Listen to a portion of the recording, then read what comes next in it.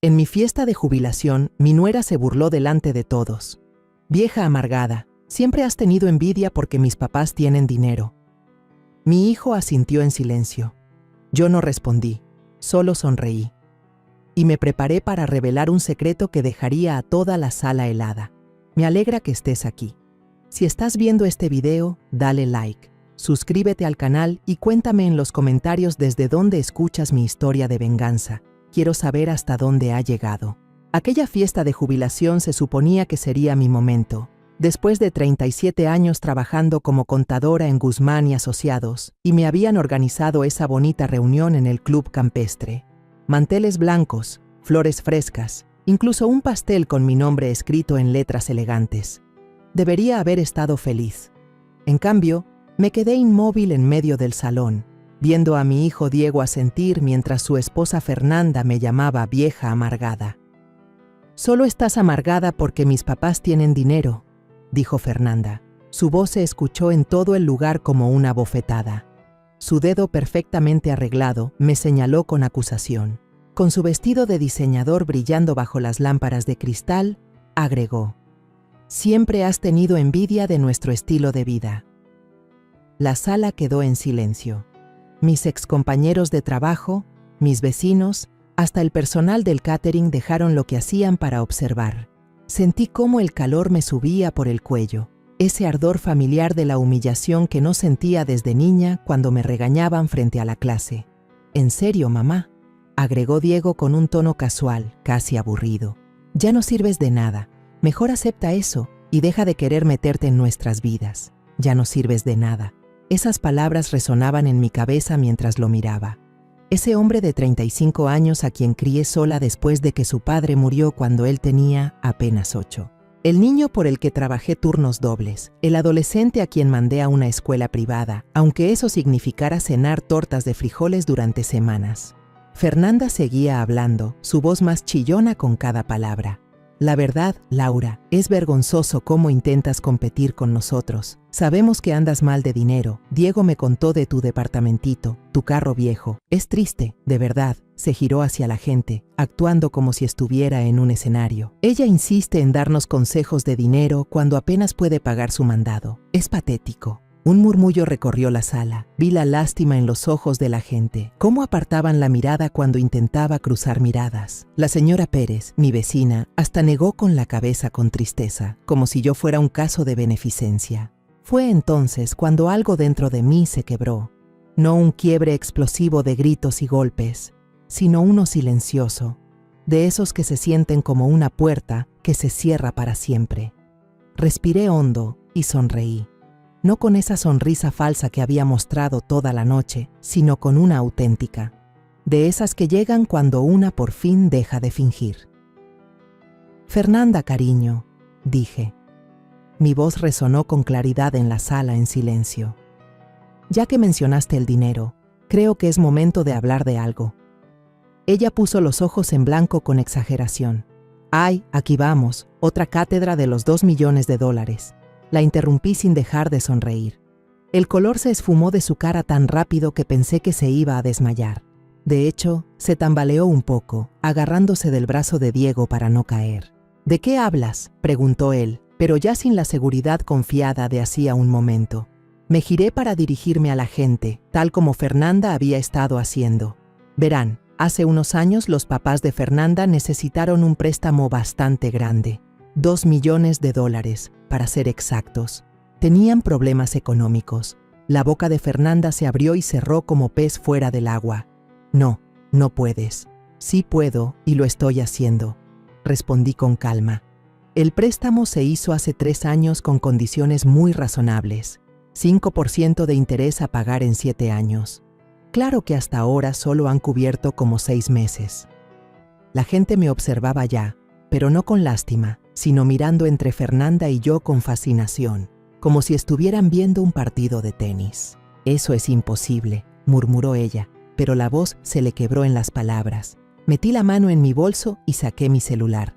Con unos toques, abrí la app del banco y mostré la pantalla al público. «¿Alguien quiere ver la documentación del préstamo? Todo es completamente legal».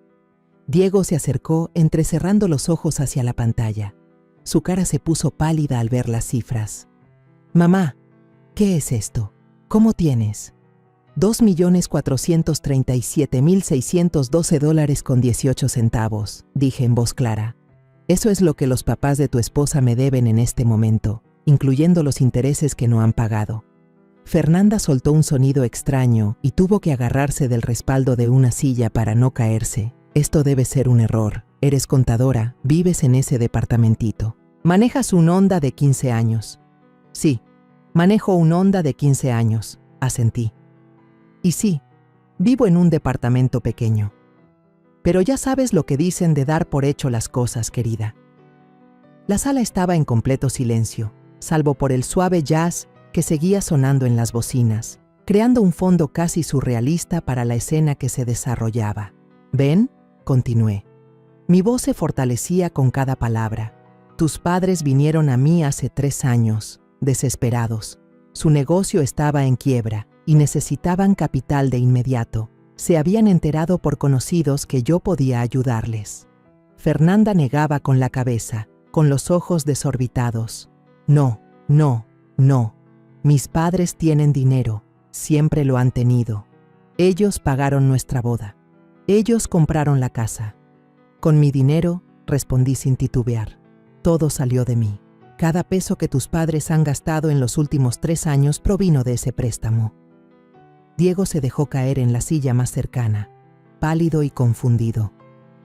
Pero tú siempre dijiste que no tenías mucho. Dijiste que apenas sobrevivías con tu pensión. Dije que vivía de manera sencilla, corregí. Nunca dije que era pobre. La respiración de Fernanda se volvió rápida y entrecortada. No dejaba de mirar a su alrededor como buscando una salida. Esto es una locura. Estás mintiendo. Estás inventando esto porque eres una resentida y envidiosa. ¿Quieres que llame a tus padres ahora mismo?, pregunté, sacando su número en mi celular. Seguro estarían felices de confirmar los detalles. No, gritó Fernanda casi histérica, y enseguida bajó la voz al darse cuenta de lo fuerte que había sonado. No, no lo hagas. ¿Por qué no, cariño? Si miento, con gusto aclararían la verdad. El rostro de Fernanda se desmoronó, y por un instante parecía una niña perdida, en vez de la mujer sofisticada que minutos antes me había destrozado. Por favor, susurró, por favor no hagas esto. Pero yo ya había terminado con complacer a quienes nunca me dieron el mismo respeto. Había terminado con ser tratada como una carga por la familia por la que lo di todo. Miré alrededor, a todos los rostros que me observaban ahora con respeto y curiosidad. Luego miré a mi hijo, aún hundido en su asiento, intentando procesar lo que acababa de escuchar. Disfruten el resto de la fiesta, dije guardando mi celular en el bolso. Creo que ya me voy a casa. Mientras caminaba hacia la puerta, escuché la voz de Fernanda detrás de mí, aguda y desesperada. Laura, espera, tenemos que hablar. Tenemos que... Pero yo no me detuve. No volteé. Seguí caminando, y con cada paso me sentía más ligera que en años. El ballet trajo mi Honda de 15 años, y mientras me alejaba del club de campo, no pude evitar sonreír. Mañana, pensaba yo, iba a ser un día muy interesante. Esa noche casi no dormí. En vez de eso me quedé en la sala pequeña, con una taza de té, rodeada de álbumes de fotos y papeles financieros que no había tocado en años. El silencio se sentía distinto, no como soledad, sino como calma. Por primera vez en décadas, no me angustiaba la idea de defraudar a alguien. Las fotos contaban una historia que casi había borrado de mi memoria. Ahí estaba yo a los 28 años, cargando al pequeño Diego en el hospital, con el rostro agotado pero iluminado. Mi esposo, Roberto, había muerto apenas 2 meses antes en un accidente de construcción, dejándome con una hipoteca, un recién nacido y exactamente 5,900 pesos en la cuenta. Pasé el dedo por la foto recordando a esa joven aterrada que no sabía de lo que era capaz. El dinero del seguro por la muerte de Roberto fue modesto, apenas suficiente para cubrir el funeral y unos meses de la hipoteca. Todos me decían que vendiera la casa, que me fuera con mi madre, que aceptara la ayuda que pudiera, pero algo dentro de mí se negó. Esa era la casa de Diego. Era el lugar donde su padre había pintado de azul las paredes de la recámara y construido repisas para los libros que nunca alcanzamos a leer juntos. Así que mantuve la casa y conseguí trabajo. No cualquiera, sino en Guzmán y Asociados, un pequeño despacho contable que necesitaba a alguien dispuesto a horarios raros por un sueldo bajo. Empecé de recepcionista, pero observaba todo y aprendía de todo. Los números siempre me resultaron más claros que las personas. En 2 años ya llevaba las cuentas de 3 de sus clientes más grandes. En 5, prácticamente manejaba toda la parte financiera del negocio, mientras Héctor Guzmán jugaba golf y atendía comidas con clientes. Me pagaba lo suficiente para mantener las luces encendidas y comida en la mesa, pero yo estaba creando otra cosa aparte. Comenzó pequeño. Notaba errores en la forma en que los clientes organizaban sus negocios, beneficios fiscales que dejaban pasar, inversiones que ignoraban. Empecé a dar sugerencias discretas que les ahorraban miles de pesos y la voz se corrió. Pronto daba asesorías financieras por las noches y los fines de semana a pequeños empresarios que no podían pagar a las firmas grandes, pero necesitaban a alguien que entendiera de dinero. Yo cobraba honorarios accesibles y ofrecía resultados de primera. Mi reputación creció. Cuando Diego estaba en secundaria, ya manejaba carteras de inversión de una docena de negocios locales. Había constituido mi propia firma de consultoría. La mantenía en bajo perfil y destinaba las ganancias a acciones y bienes raíces cuidadosamente seleccionados. Vivía con modestia, manejaba autos usados y dejaba que todos asumieran que apenas sobrevivía con mi sueldo de contadora. La verdad era que estaba levantando un imperio silencioso e invisible que nadie sospechaba. Aprendí temprano que la gente te trata diferente cuando cree que tienes dinero. Te piden cosas, esperan cosas, se sienten con derecho a una parte de tu éxito. Observaba cómo los clientes adinerados en Guzmán y Asociados lidiaban con la presión constante de sus familiares, las interminables peticiones de préstamos y favores, la forma en que sus hijos crecían esperando que todo les cayera del cielo. Yo no quería eso para Diego. Deseaba que tuviera una infancia normal, que desarrollara su propio sentido del trabajo y sus valores. Por eso escondí mi creciente fortuna detrás de una fachada de lucha de clase media. Compraba en tiendas de descuentos, recortaba cupones, me quejaba del precio de las cosas igual que mis vecinos, pero también me aseguraba de que a Diego nunca le faltara nada importante.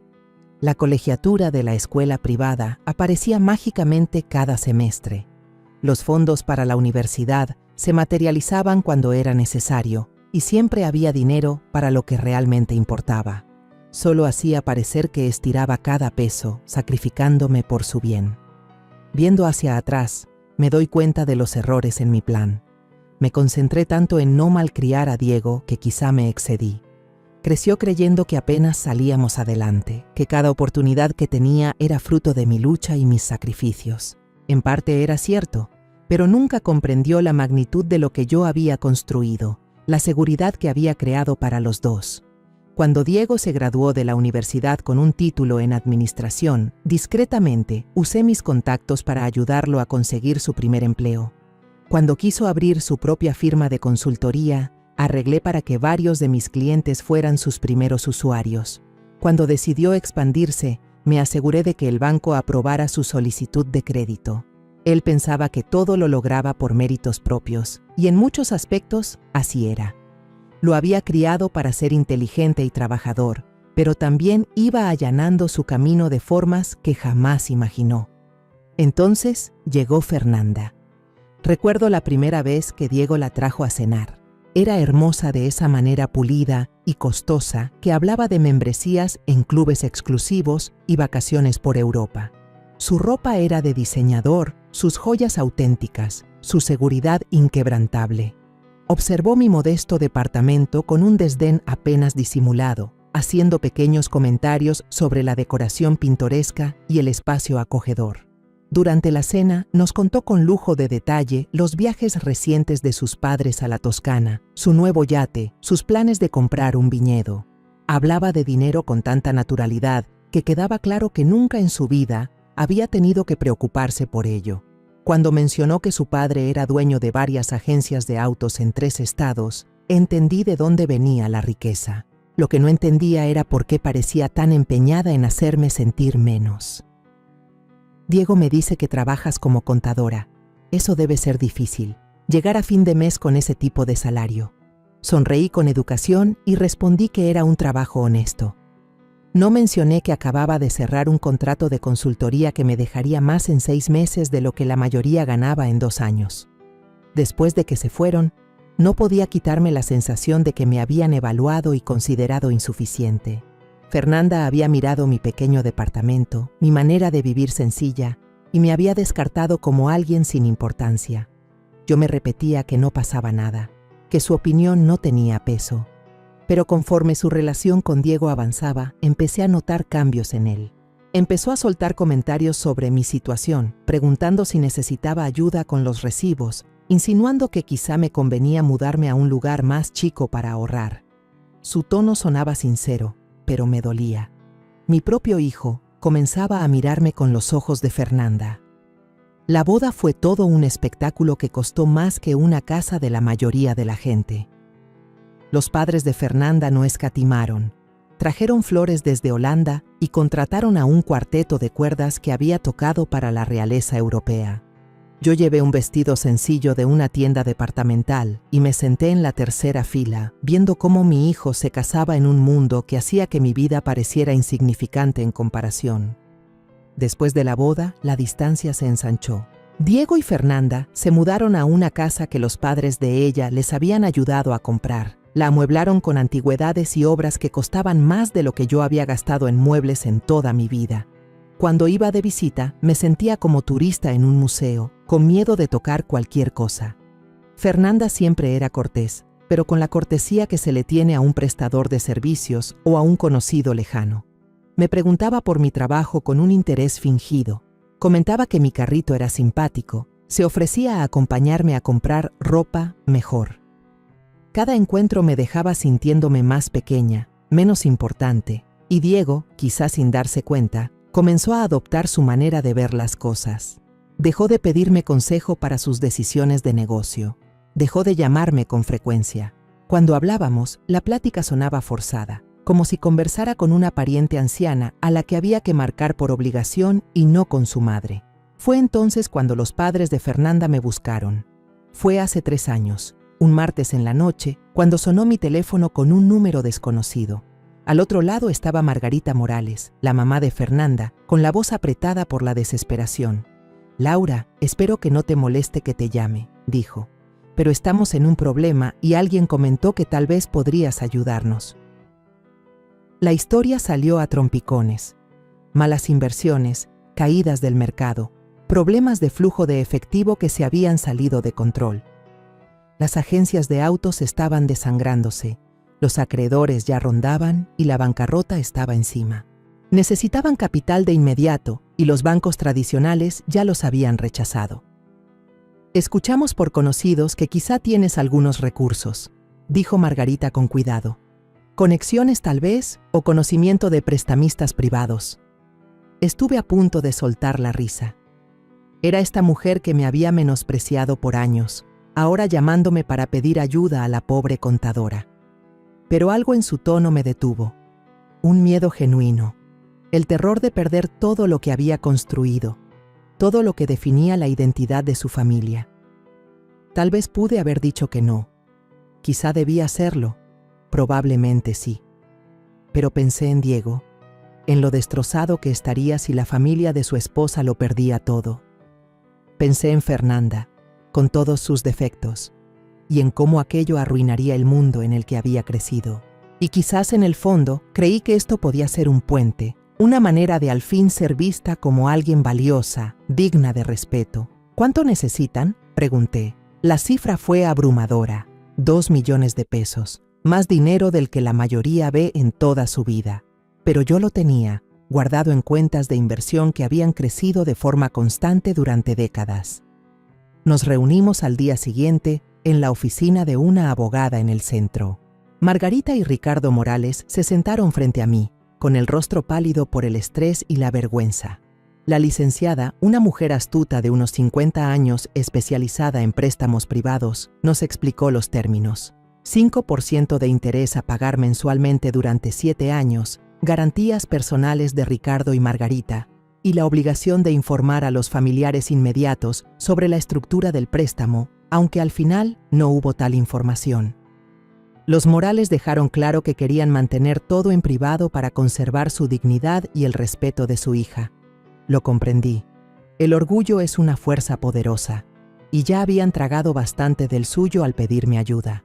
Así que lo estructuramos como una inversión privada en su negocio, con documentos que solo tendrían relevancia si dejaban de pagar. Para todos los demás, incluidos Fernanda y Diego, parecería que los Morales habían encontrado un inversionista ángel, no que estaban pidiendo dinero prestado a la mujer, a la que su hija trataba como un caso de caridad.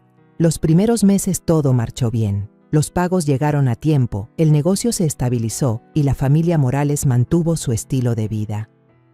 Fernanda nunca supo lo cerca que habían estado de perderlo todo, ni quién los había salvado. Pero luego los pagos empezaron a llegar tarde. Después dejaron de llegar. Ahora, sentada en mi sala con los documentos del préstamo esparcidos sobre la mesa de centro, entendí lo que debía haber visto desde el principio. Los Morales no solo estaban pidiendo dinero, estaban comprando tiempo, sosteniendo las apariencias, esperando que algo cambiara. Y cuando nada cambió, simplemente decidieron ignorar sus obligaciones.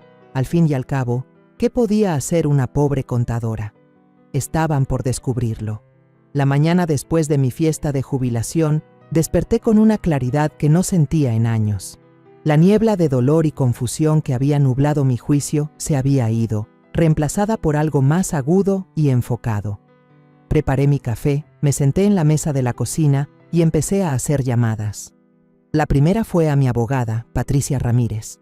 Había trabajado con ella por años para estructurar mis inversiones y contratos de consultoría, pero nunca habíamos sido cercanas. Eso estaba por cambiar. Patricia, soy Laura Mendoza. Necesito agendar una reunión lo más pronto posible. Es sobre el préstamo a los Morales y algunos otros asuntos que han surgido. Su voz se agudizó con interés. ¿Ha habido algún avance con la situación del pago? Podría decirse que sí. ¿Puedes verme esta tarde? Haré espacio. La segunda llamada fue para Marco Chávez, mi asesor financiero. Marco llevaba 15 años gestionando mi portafolio de inversiones y era de los pocos que comprendían de verdad la magnitud de mi patrimonio. También era increíblemente discreto, lo cual siempre me había favorecido. Marco, necesito que hagas un análisis completo de todas las cuentas vinculadas a Diego Mendoza. Préstamos donde aparece como aval, líneas de crédito, inversiones, todo. Quiero tener un panorama total de sus finanzas. Hubo una pausa al otro lado. Laura, ¿todo está bien? Te escucho diferente. Todo está a punto de cambiar. ¿Cuánto tiempo te tomará tener esa información? Dame 24 horas. La tercera llamada fue la más difícil. Marqué el número de mi hijo. Sabía que después de lo ocurrido anoche nuestra relación había cambiado para siempre. Contestó al cuarto timbrazo con un tono cauteloso. Mamá, ¿eres tú? ¿Cómo amaneciste hoy? Me siento bastante bien, de hecho mejor que en mucho tiempo. Manteniendo mi voz amable, aunque con firmeza, esperaba que tú y Fernanda pasaran esta noche. Hay cosas que debemos hablar. ¿Sobre lo de anoche? Mamá, Fernanda está muy alterada. Apenas pudo dormir. Tal vez deberíamos esperar unos días a que se calme todo. No, Diego. Esta noche, a las 7. No puede esperar. Colgué antes de que pudiera discutir. La reunión con Patricia esa tarde me reveló más de lo que imaginaba. Extendió sobre la mesa los documentos del préstamo de los Morales, junto con varios archivos que no había visto antes. Laura, hay algo que debes saber sobre la situación de los Morales. Han estado buscando opciones de refinanciamiento durante los últimos 6 meses. Han contactado a 3 prestamistas privados intentando consolidar sus deudas. Sentí el estómago encogerse. ¿Qué tipo de deudas?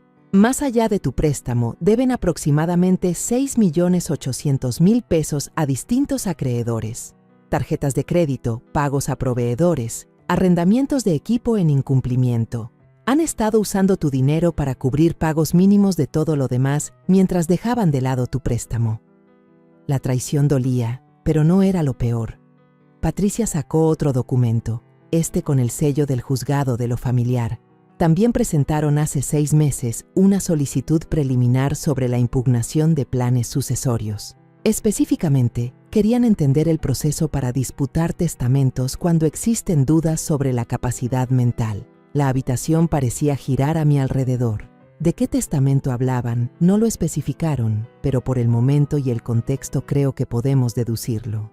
Me quedé mirando el documento, sintiendo cómo las piezas de un rompecabezas empezaban a encajar. Piensan que estoy perdiendo mis facultades mentales. Todo indica que están preparando el terreno para alegar eso, sí.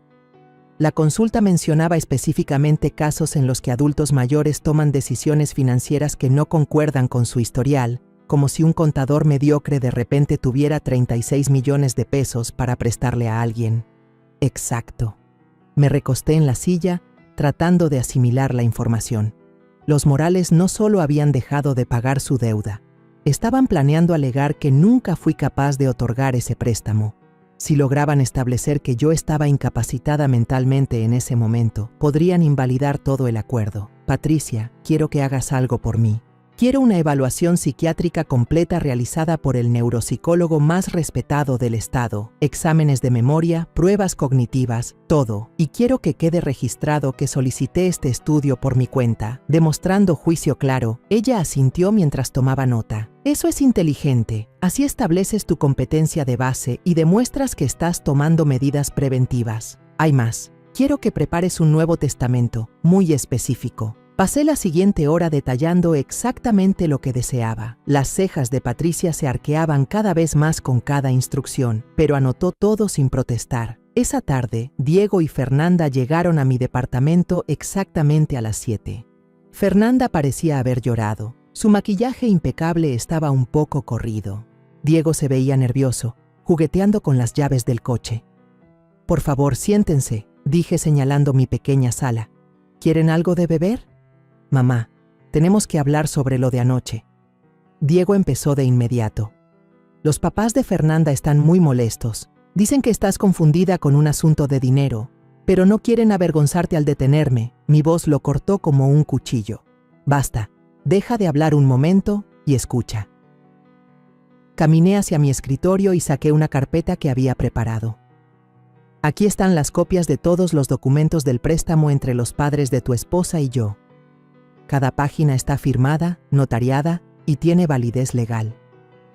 Le entregué la carpeta a Diego, observando su rostro mientras pasaba las hojas. Su expresión cambió de escepticismo a confusión y luego a comprensión. Esto es real», dijo en voz baja. «Muy real. 36 millones de pesos prestados hace 3 años. Dejaron de pagar por completo hace 8 meses. La cantidad actual adeudada, incluidos los intereses y sanciones, asciende a 2.612.418 pesos. Fernanda habló al fin, con la voz apenas más alta que un murmullo. «¿Cómo tienes tanto dinero? Lo gané en más de 30 años de invertir con cuidado en consultoría empresarial. Mientras tú pensabas que yo era una anciana miserable que apenas sobrevivía, yo estaba construyendo un portafolio financiero que hacía ver las agencias de autos de tus padres como un simple puesto de limonada». Diego dejó la carpeta sobre la mesa con las manos temblorosas. «Pero nunca lo dijiste. Siempre actuaste como si el dinero fuera escaso. Vives en este departamento pequeño. Manejas ese coche viejo. Porque así lo decido. Porque aprendí hace mucho que cuando la gente sabe que tienes dinero, te miran como un recurso y no como una persona». Miré directamente a Fernanda. «Tus padres vinieron a mí porque estaban al borde de la quiebra. Me rogaron que los ayudara. Juraron que serían puntuales con los pagos. Suplicaron que todo quedara en secreto para proteger su dignidad. Acepté porque pensé que así ayudaría al matrimonio de mi hijo». El rostro de Fernanda se había puesto completamente pálido. Me dijeron que habían encontrado un inversionista, un empresario que confiaba en la compañía. Yo soy ese empresario, Fernanda. Fui quien salvó a tus padres de perderlo todo. Hice posible que mantuvieran su estilo de vida, que siguieran financiando tus gustos caros, que conservaran su lugar en tu círculo social. Diego se pasó las manos por el cabello, un gesto que recordaba de su infancia cuando se sentía rebasado. No entiendo. Si tienes todo este dinero, ¿por qué nos dejaste pensar lo contrario?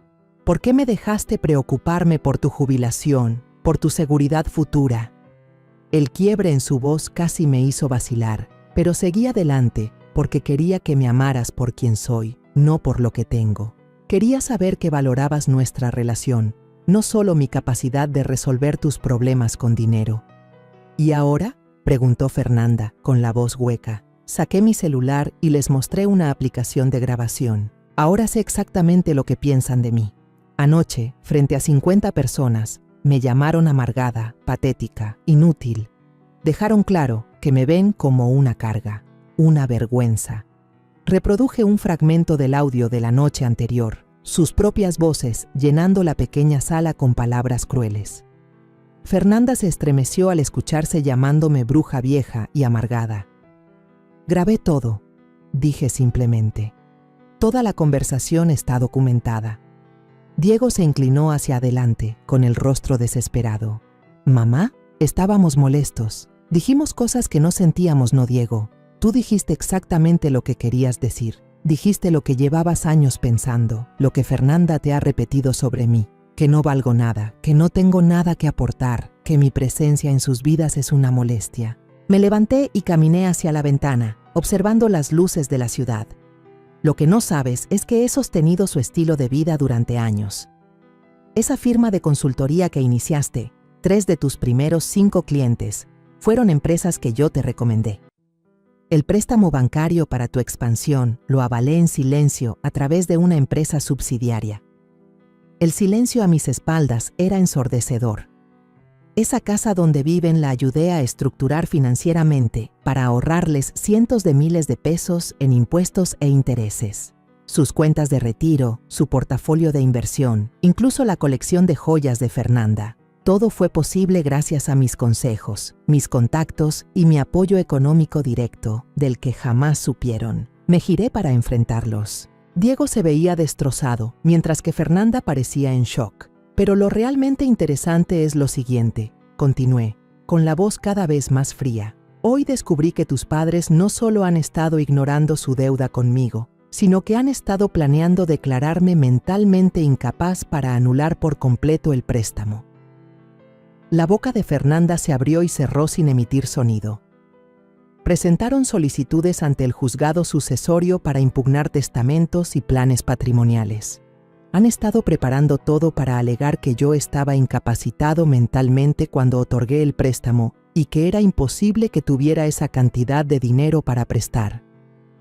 Diego me miró con horror. No lo harían, no podrían, claro que podían, y planeaban hacerlo con tu ayuda. ¿Qué quieres decir? Saqué el documento final de mi carpeta. Esta es una declaración elaborada por un investigador privado que contraté. Detalla las conversaciones que has tenido con los padres de Fernanda en los últimos 6 meses sobre mi supuesto deterioro mental y tus preocupaciones sobre mi comportamiento errático con el dinero. El rostro de Diego palideció. Eso no es. Nunca dije que fueras incompetente. Solo me preocupaba por ti, por algunas decisiones que estabas tomando. ¿Qué decisiones, Diego? Como vivir en este departamento pequeño cuando podías costear algo mejor. Como conducir ese coche viejo. Como no tomar vacaciones ni disfrutar de tu jubilación. Parecía que estabas acumulando dinero de manera irracional o que tal vez no entendías tu propia situación financiera. Las piezas encajaron con una claridad devastadora, así que cuando los padres de Fernanda necesitaron testigos de carácter para respaldar su reclamo de que yo no era mentalmente competente para tomar decisiones financieras grandes, contaban con tus observaciones preocupadas como prueba. Yo no lo sabía, susurró Fernanda. No sabía que planeaban algo así, pero tú sí estabas enterada del préstamo. No al principio, me lo dijeron el mes pasado, cuando dejaste de contestar sus llamadas sobre los pagos. Dijeron que estabas confundida, que pensabas que ellos te debían dinero, pero que todo era un malentendido. Me reí, aunque sin pizca de gracia. Un malentendido de 34 millones de pesos. Dijeron que ya estabas envejeciendo, que quizá confundías el dinero de tus clientes con el tuyo. Estaban buscando la manera de manejarlo con suavidad, sin avergonzarte ni meterte en problemas. ¡Qué considerados! Diego se levantó de golpe y empezó a caminar por la sala. Esto es una locura. Todo esto es una maldita locura. Resulta que mi madre es millonaria. Mis suegros son unos estafadores y la familia de mi esposa ha estado planeando destruirte legalmente. Ese es un resumen bastante acertado. Se volvió hacia mí con expresión desesperada. ¿Qué pasa ahora? Yo lo miré, recordando cómo había permitido que su esposa me destrozara mientras él fingía que yo no merecía su atención. Luego fijé la vista en Fernanda, tan hermosa como arrogante, sin estar lista para el mundo que estaba a punto de desplomarse sobre ella. Ahora, dije en voz baja, ambos van a aprender lo que realmente cuesta tratar a alguien como desechable. A la mañana siguiente comencé a desmontar el sistema invisible que había sostenido la vida de mi hijo con la precisión metódica de un cirujano retirando un tumor. Cada corte era limpio, calculado e irreversible. Mi primera parada fue en el Banco Nacional de México, donde había mantenido relaciones de negocios por más de 20 años. Jaime Montero, vicepresidente senior, me recibió con la calidez reservada a los clientes cuyos portafolios inspiran respeto. Laura, qué gusto verte. ¿Cómo estuvo tu fiesta de jubilación? Escuché que fue todo un evento. Fue reveladora, Jaime. De hecho, por eso estoy aquí. Necesito hacer algunos cambios en varias cuentas y líneas de crédito. Nos sentamos en su oficina, rodeados de muebles de caoba y fotos de Jaime con distintos personajes locales. Saqué una carpeta con documentos de préstamo y contratos de aval que Diego nunca supo que existían. Necesito retirarme como garante de la línea de crédito de la consultora Mendoza, dije, deslizando los papeles sobre su escritorio. Jaime frunció el ceño mientras los revisaba. Esta es una línea considerable, Laura. 12.7 millones de pesos. Tu garantía fue lo que hizo posible este préstamo. Sin ella, el crédito tendrá que reestructurarse únicamente con los activos y flujo de efectivo actuales de la empresa, lo cual puede que no alcance las mismas condiciones ni la misma cantidad. Ese es un problema que le toca resolver al señor Mendoza. Jaime me observó detenidamente, comprendiendo que no se trataba de una decisión de negocios cualquiera. ¿Estás segura de esto? Una vez que hagamos el cambio, no habrá manera de revertirlo sin iniciar de nuevo todo el proceso. Estoy completamente segura. La segunda parada fue en Inversiones del Valle, donde Marco Chávez administraba mi portafolio. Su oficina era más moderna que la de Jaime, con paredes de vidrio, estructuras de acero y arte abstracto. Sin embargo, la charla fue igual de directa. El análisis que solicitaste está listo, dijo Marco mientras me entregaba un informe voluminoso. La situación financiera de tu hijo es más frágil de lo que imaginaba. Pasé las páginas y confirmé en blanco y negro lo que sospechaba. El negocio de consultoría de Diego estaba cargado de deudas, sostenido por líneas de crédito que yo había avalado y clientes que yo misma le había recomendado. Sus finanzas personales estaban al límite, con pagos de hipoteca de una casa que valía menos de lo que debía, mensualidades de 2 autos de lujo y deudas de tarjeta que no dejaban de crecer. Sin los ingresos de esos 3 clientes principales, su flujo de efectivo sería negativo en menos de 60 días. Explicó Marco. Esos 3 clientes eran empresas con las que yo había trabajado durante años, negocios que encaminé hacia Diego cuando apenas comenzaba. Ellos seguían con él en parte por lealtad hacia mí y en parte porque yo, en silencio, revisaba sus entregas y corregía lo necesario para garantizar su satisfacción. Quiero que te pongas en contacto con Reynolds Manufacturing, Grupo Hidalgo y Pérez Logistics, dije. Infórmales que yo misma asumiré directamente sus cuentas a partir de este momento. Marco alzó la ceja. Eso representa aproximadamente el 60% de los ingresos de Mendoza Consulting. Sí, así es. Laura, tengo que preguntarte, ¿todo está bien? Estas parecen medidas muy drásticas. Recordé las palabras de Diego la noche anterior, su desprecio, la manera en que me dio por inútil. Todo está exactamente como debe estar, Marco. Mi tercera parada fue la más complicada. Margarita Morales aceptó verme para almorzar en el club de campo, donde apenas 2 días antes se había celebrado mi fiesta de retiro. Se veía más avejentada de lo que recordaba, con arrugas más profundas alrededor de los ojos y su compostura habitual ligeramente quebrada.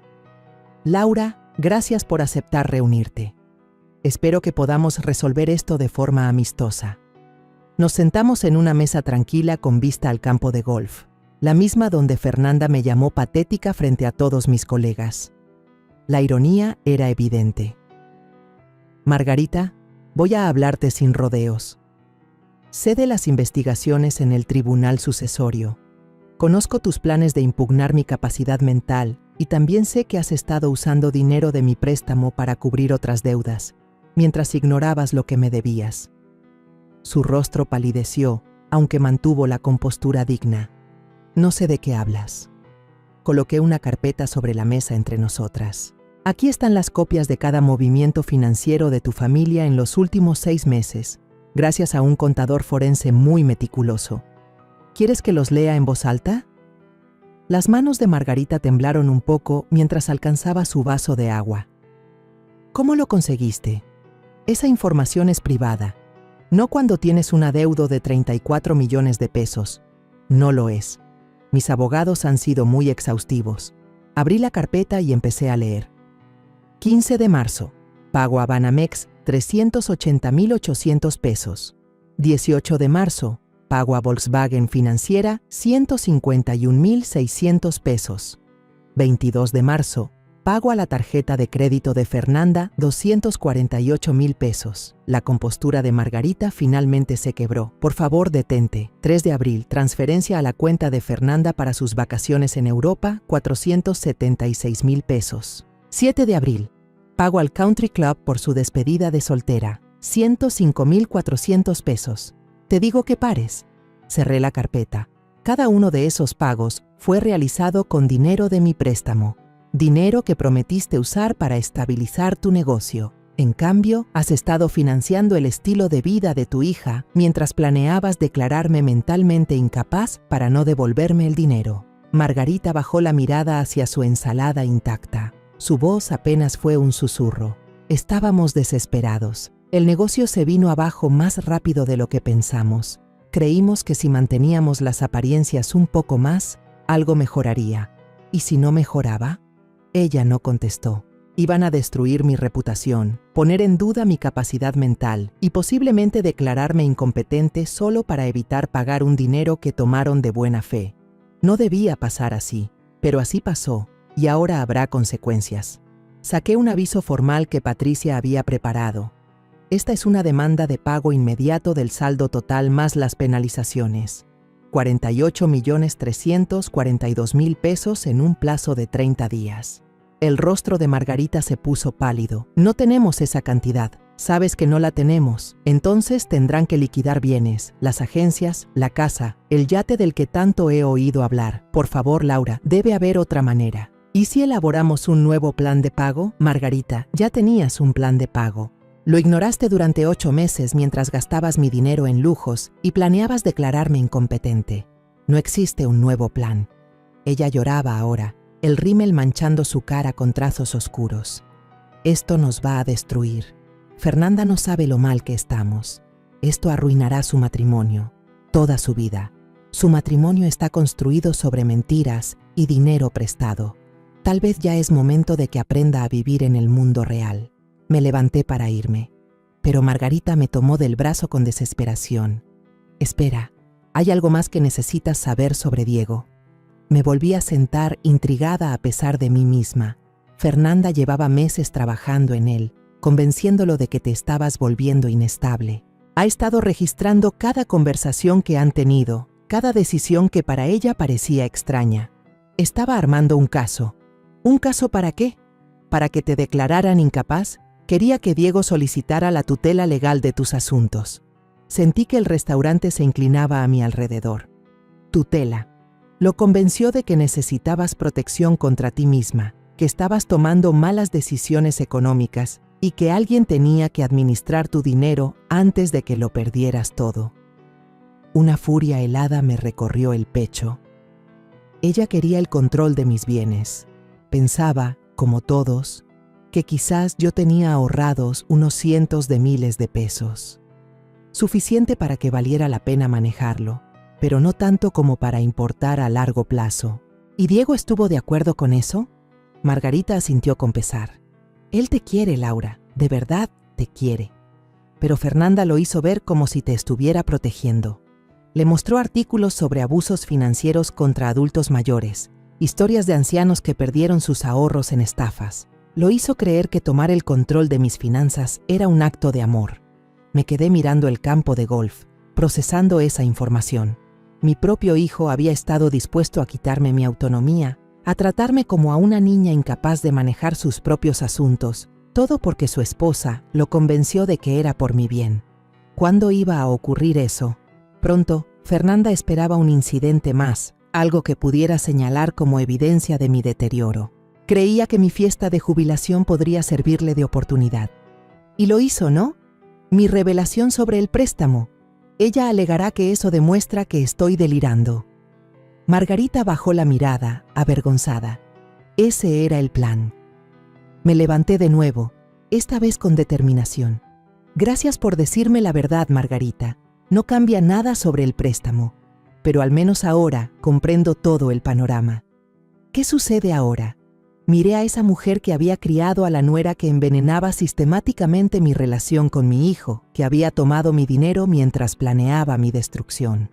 Ahora enfrentan las consecuencias de sus elecciones, todos ustedes. Esa noche me senté en mi pequeño departamento repasando los acontecimientos del día. Ya habían entrado 3 llamadas de Diego. Al parecer, la línea de crédito empresarial había sido congelada en espera de una reestructuración y 2 de sus clientes más importantes habían cancelado sus contratos. Dejé que cada llamada entrara directo al buzón de voz. La 4ª llamada fue de Fernanda. Su voz sonaba aguda y desesperada. Laura, tenemos que hablar. Ha habido un error con el banco y mis papás están diciendo cosas absurdas sobre préstamos y dinero. Y Diego está teniendo problemas con su negocio. Por favor, llámame. Tenemos que resolver esto. Borré el mensaje y me serví una copa de vino. Afuera de mi ventana, la ciudad brillaba en la oscuridad, llena de personas viviendo sus vidas, tomando decisiones y enfrentando consecuencias. Mañana daría el siguiente paso. Esa noche disfrutaría del silencio. Por primera vez en años, nadie me estaba quitando nada. Nadie me manipulaba, me usaba o planeaba mi caída. Finalmente estaba completamente al mando de mi vida y se sentía magnífico. Los intentos desesperados por reconciliarse comenzaron exactamente 72 horas después de que congelara la línea de crédito de Diego. Estaba en la cocina preparando el desayuno cuando escuché golpes frenéticos en la puerta, seguidos de la voz de Fernanda llamando a través de la madera. Laura, por favor. Sé que estás ahí. Necesitamos hablar. Esto se salió de control. Terminé de untar mantequilla en mi pan antes de ir a abrir. Por la mirilla vi a Fernanda caminando nerviosa en la entrada. Su cabello, normalmente impecable, estaba revuelto, el maquillaje corrido. Parecía no haber dormido en días. Abrí la puerta pero no la invité a pasar. Hola Fernanda, te ves cansada. Por favor, dijo con la voz quebrada. Por favor, ¿podemos sentarnos y hablar de esto? Ha sido un terrible malentendido. No ha habido ningún malentendido. ¿Quieres que ponga la grabación de mi fiesta de jubilación? ¿La misma donde me llamaste bruja amargada? Se estremeció como si le hubiera dado una bofetada. Estaba molesta. Dije cosas que no sentía. La gente dice cosas cuando está emocional. La gente muestra quién es en verdad cuando está emocional. Es cuando se quitan las máscaras. Los ojos de Fernanda se llenaron de lágrimas y por un momento casi sentí lástima. Casi. Mis papás lo están perdiendo todo, susurró. El banco está embargando las concesionarias. Están hablando de vender la casa. El negocio de Diego se está desmoronando. Sus clientes se están yendo. Su línea de crédito está congelada. Podemos perder también nuestra casa.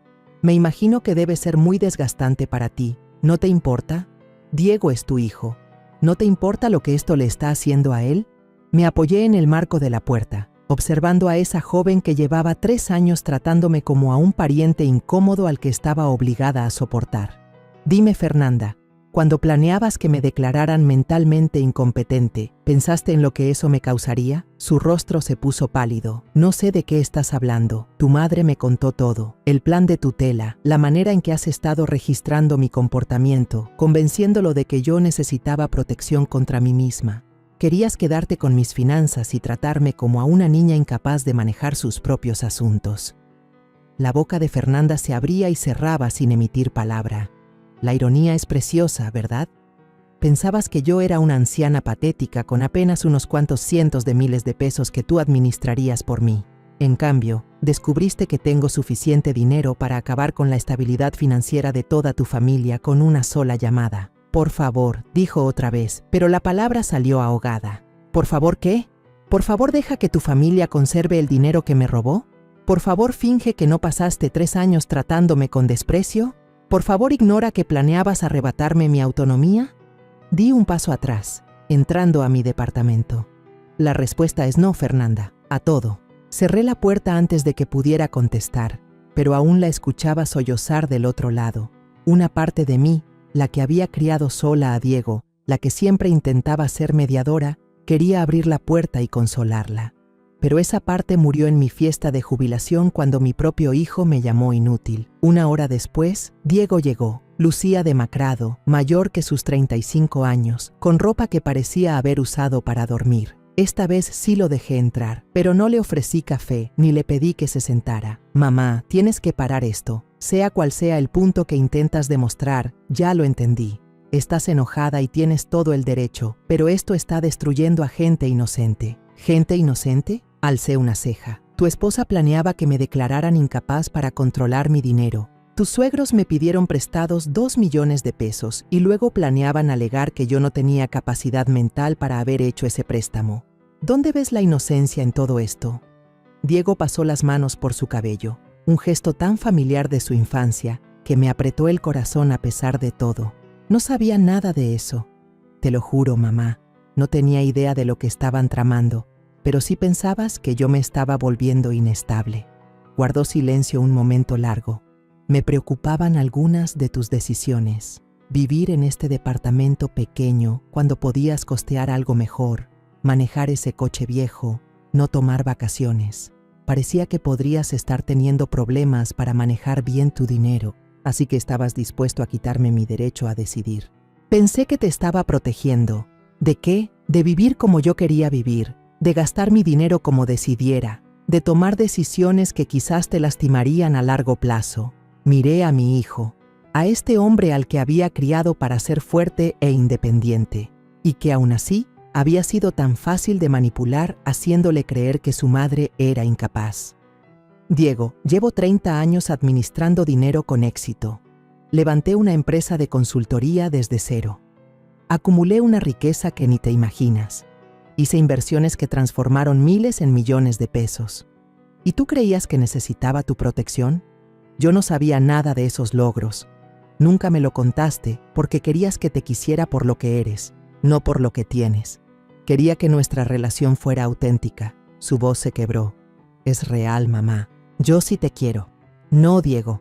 Quieres a la versión de mí con la que puedes sentirte superior, la contadora batallando que necesitaba tu preocupación y tu control. No quieres a la empresaria exitosa que ha respaldado tu carrera desde las sombras durante años. Eso no es cierto. Caminé hacia mi escritorio y saqué una carpeta que ya tenía preparada. Aquí están copias de cada favor que hice por ti, cada cliente que te recomendé, cada crédito que avalé, cada obstáculo que eliminé en silencio de tu camino. Durante 15 años me aseguré de tu éxito mientras te dejaba creer que lo lograbas solo. Diego tomó la carpeta con manos temblorosas, hojeando páginas de estados de cuenta, cartas de recomendación y contratos de garantía que nunca había visto. ¿Por qué? Susurró. Porque quería que tuvieras confianza en ti mismo. Quería que creyeras en tus capacidades, pero también quería protegerte del fracaso. Y ahora te toca descubrir lo que realmente puedes lograr sin mi ayuda. Mamá, por favor, sé que me equivoqué, pero soy tu hijo. ¿Eso no significa nada? Vi a este hombre que compartía mis ojos y mi mentón terco, el centro de mi mundo por 35 años. Significa todo, Diego, por eso duele tanto. Entonces no lo hagas. No destruyas mi matrimonio, mi negocio, toda mi vida por algo que no se puede deshacer. No estoy destruyendo nada, solo estoy dejando de apoyarte. Eres un adulto con título universitario y 15 años de experiencia en los negocios. Si no puedes mantener tu estilo de vida sin la ayuda secreta de tu madre, quizá ese estilo de vida nunca fue sostenible. ¿Y qué hay de Fernanda? Ella cometió errores, pero me quiere. Está embarazada, mamá. Sentí que el corazón se me detenía un instante. ¿Qué? Tiene 8 semanas de embarazo. Apenas lo supimos ayer. Está aterrada por lo que pasa con nuestras finanzas y con sus papás. Ese estrés no le hace bien al bebé. Por un instante, la sala quedó en silencio absoluto. Un nieto.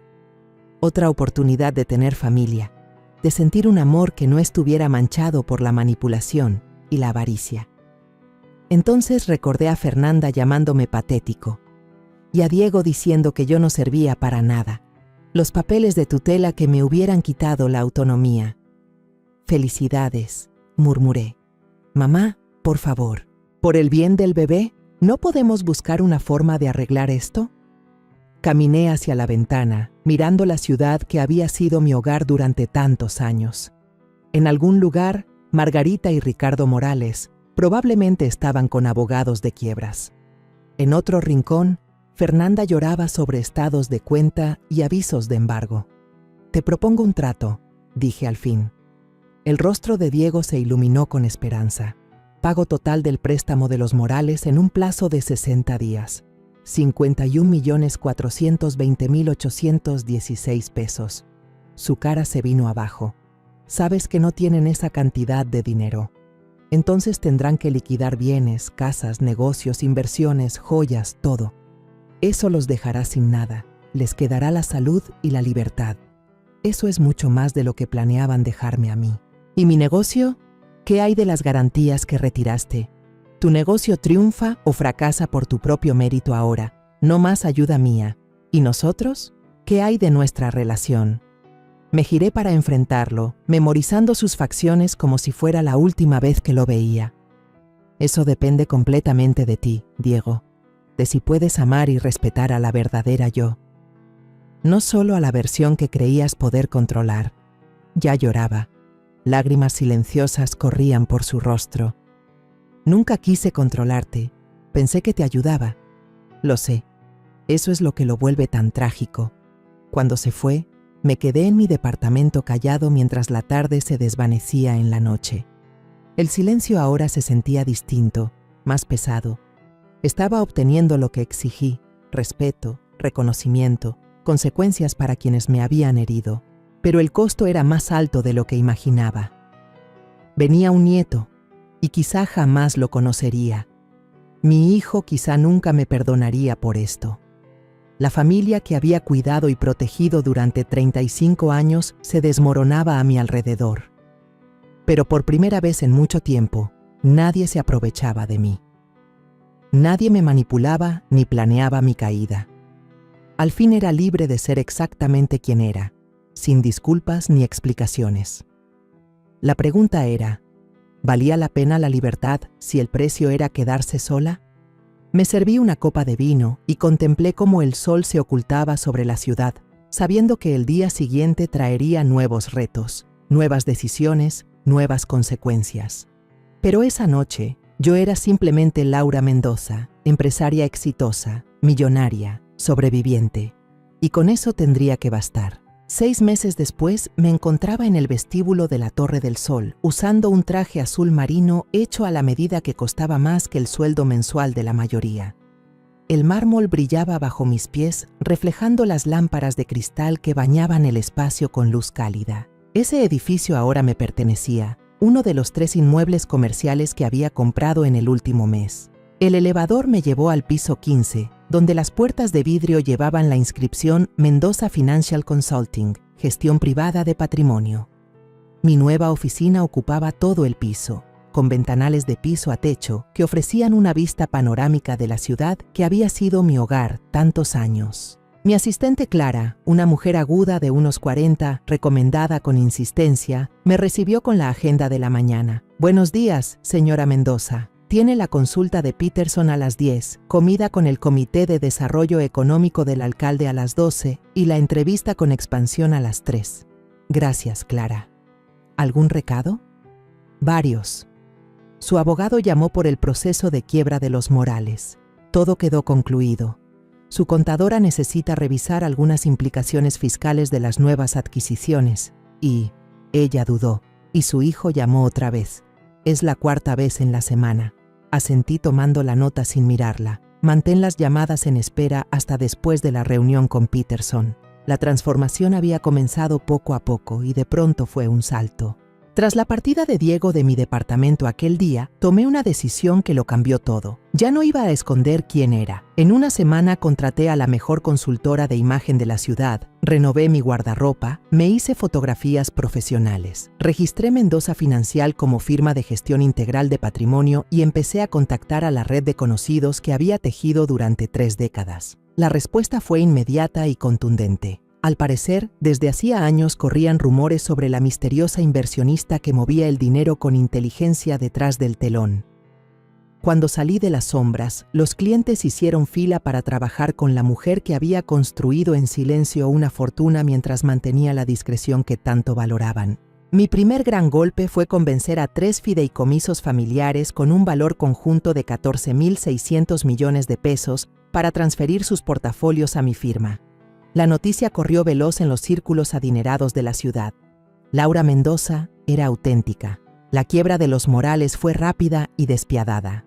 Incapaces de cumplir con mis exigencias de pago, se vieron obligados a liquidarlo todo. La agencia de autos se vendió a un competidor por centavos y la casa se fue para saldar deudas. El yate, la colección de arte, incluso las joyas de Margarita. Todo terminó en una subasta. Se mudaron a un departamento sencillo al otro lado de la ciudad, ambos aceptando trabajos para los que estaban sobrecalificados, pero que necesitaban con urgencia. Ricardo trabajaba como gerente de ventas en un lote de autos usados, propiedad de su antiguo competidor. Margarita hacía medio tiempo en una inmobiliaria, mostrando casas en las que jamás podría volver a vivir. Fernanda estaba destrozada. El embarazo había sido complicado, marcado por el estrés y el cambio tan brusco en sus circunstancias.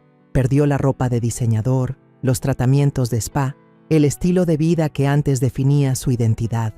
Lo peor fue presenciar la humillación de sus padres, sabiendo que en parte era por su culpa. El negocio de Diego al principio tambaleó sin mi apoyo, pero resultó más fuerte de lo que imaginé.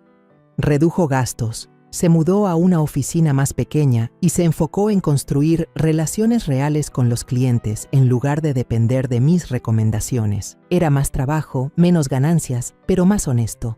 Vendieron la casa que yo les había ayudado a comprar y se mudaron a una vivienda de 3 recámaras en una colonia de clase media. Diego manejaba un sedán usado en vez de un auto de lujo. Fernanda compraba en Coppel en lugar de Liverpool, pero al menos seguían adelante. La bebé nació hace 3 meses, una niña sana a la que llamaron Emilia.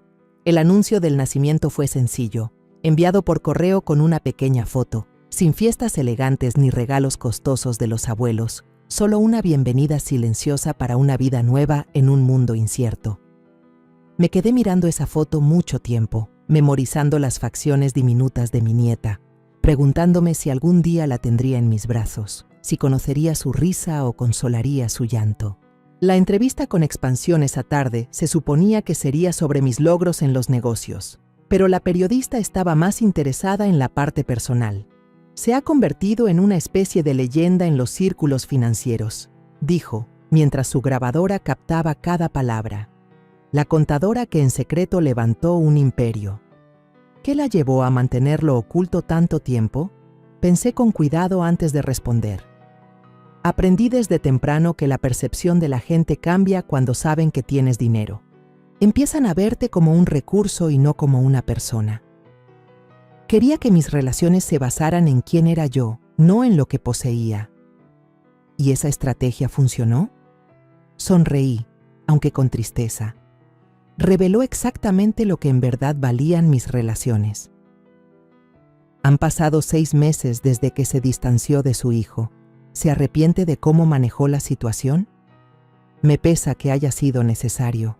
No me arrepiento de defenderme. ¿Qué haría falta para una reconciliación? Esa pregunta me acompañó mucho tiempo después de la entrevista. ¿Qué haría falta? Una disculpa sería un comienzo, pero no bastaría. Un cambio real, respeto genuino, reconocimiento del daño causado. Todo eso necesita tiempo para nacer y aún más para demostrarse. Esa noche lo seguí pensando. Estaba revisando propuestas de adquisición en mi departamento de lujo. Finalmente me había mudado de mi modesto alquiler cuando el portero me llamó. Señora Mendoza, aquí hay una joven con un bebé. Dice que es su nuera. ¿La dejo subir? Dudé un largo instante. Sí, déjela pasar. 5 minutos después abrí la puerta y encontré a Fernanda en el pasillo, cargando un pequeño bulto rosa en sus brazos. Se veía distinta, más madura, más cansada, pero de algún modo más auténtica. Llevaba el cabello recogido en una sencilla coleta. Vestía jeans y un suéter en lugar de ropa de diseñador. Y en sus ojos había algo que antes no estaba. Humildad. Hola Laura, gracias por recibirme. Pasa.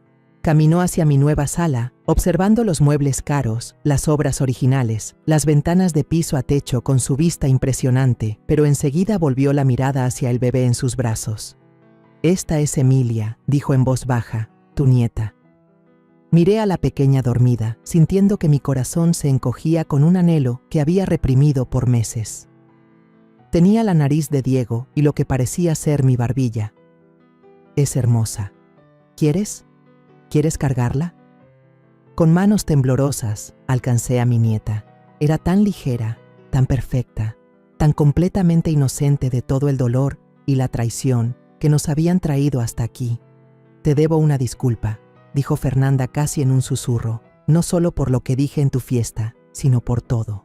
Por la manera en que te traté, por convencer a Diego de verte como una carga en vez de la mujer extraordinaria que eres. Levanté la vista del bebé para estudiar el rostro de Fernanda. La arrogancia se había desvanecido, sustituida por un remordimiento sincero. Fui consentida, arrogante y cruel, continuó. Pensaba que el dinero y el estatus eran lo único que importaba. Te menosprecié porque creí que tenías menos que yo, y me sentí amenazada cuando descubrí que tenías más. ¿Y ahora? Ahora entiendo lo que mis padres te hicieron, lo que yo también te hice. Nos aprovechamos de tu generosidad y de tu amor por Diego. Planeamos quitarte tu autonomía. Te tratamos como si fueras desechable. Ahora lloraba, lágrimas silenciosas que no intentaba limpiar. Sé que tienes todo el derecho a odiarme. Sé que no merezco tu perdón, pero quería que supieras que ahora comprendo lo equivocada que estuve. Y quise que conocieras a tu nieta. Abracé a Emilia con más fuerza, respirando ese dulce aroma de bebé, sintiendo su pequeño corazón palpitar contra mi pecho. ¿Qué sabe Diego de esta visita? Nada. No sabe que estoy aquí. Él cree que nunca nos perdonarás, que te hemos perdido para siempre. ¿Y qué piensas? Fernanda guardó silencio por un buen rato. Creo que sería justo, pero espero que algún día nos des la oportunidad de recuperar tu confianza. Eso tomaría tiempo. Años, probablemente. Lo sé. Y requeriría un cambio real, no solo palabras, acciones, pruebas. Entiendo. Emilia se movió en mis brazos, haciendo sonidos suaves de bebé. Miré su carita perfecta y sentí que algo se movía dentro de mí. La rabia seguía allí, el dolor, la traición. Pero también había amor. No por Fernanda, no todavía, sino por esta niña inocente que merecía algo mejor que la herencia de dolor que su familia había creado. No estoy lista para perdonar, dije al fin. Puede que nunca lo esté, pero estoy dispuesta a considerar la posibilidad de que las personas puedan cambiar. El rostro de Fernanda se iluminó con esperanza. Pasos pequeños, advertí, visitas supervisadas con Emilia, terapia familiar con Diego, transparencia total sobre tus finanzas y decisiones.